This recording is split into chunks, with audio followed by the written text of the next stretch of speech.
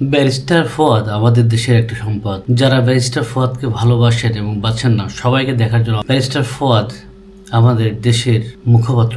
দেখুন একটু বাংলাদেশের ৭১-এর আজাদির লড়াইটা কিভাবে ভারত গ্রাস করেছিল এবং সেই নায়ক এবং খলনায়কগুলো কারা ছিল।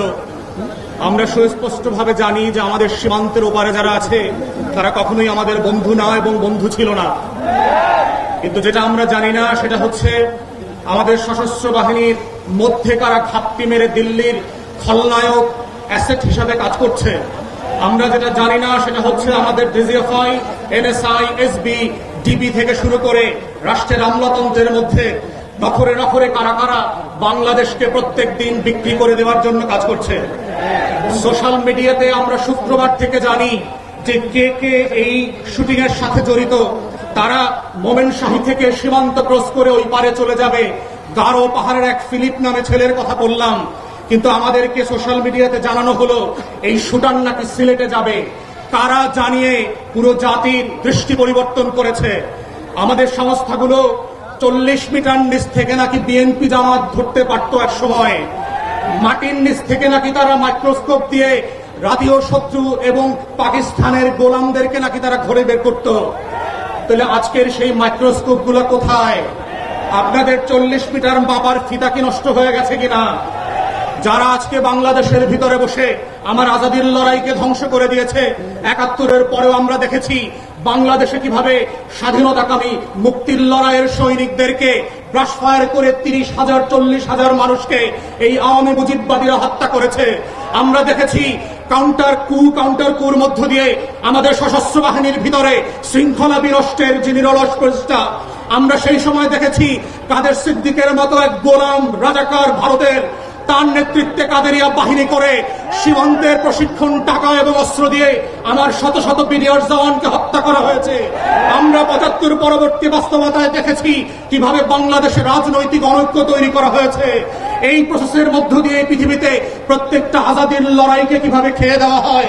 অথবা আজকে অভ্যুত্থানের পক্ষের শক্তি যারা ছিলেন, আপনারা যদি বোধ করে থাকেন ১০টা ২০টা ৩০টা ৫০টা আসনের জন্য ডানে বামে তাকাবেন, মনে রাখবেন বিএনপি জামাতের নেতাদের ফাঁসি কিন্তু আটকানো যায় নাই। আপনাদের বিভক্তি কিন্তু পুরো জাতিকে সর্বগ্রাসী ছোঁয়ার মধ্যে ফেলে দেবে এবং সেই ছবল থেকে কেউ বাঁচতে পারবেন না।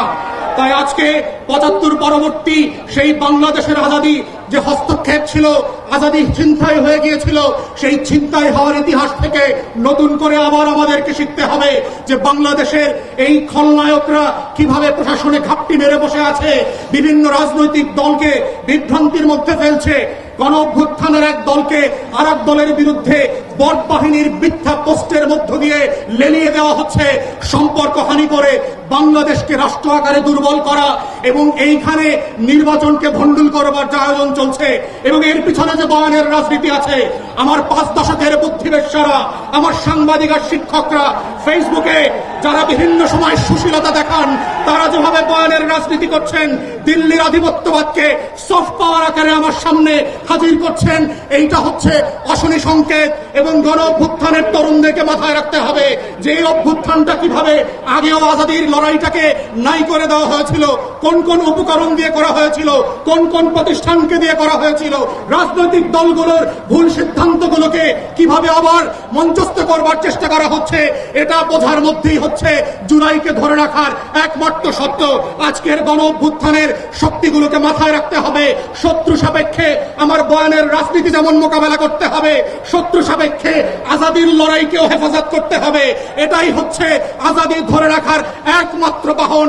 এর বাইরে আর কোনো লড়াই নাই এবং সেই লড়াইতে আমরা চাই নতুন করে আবার ইনকিলাব জিন্দাবাদ হয়ে ভারতবর্ষের আনাচে কানাচে থেকে, হর্ষদ মোহানির ভয়েস থেকে আজকে যেভাবে হাদির কণ্ঠকে দিয়ে 18 বাংলাদেশ আত্মস্থ করেছিল, সেই ইনকিলাব আবার আবাবিলের মতো আসমান থেকে ফিরে আসবে।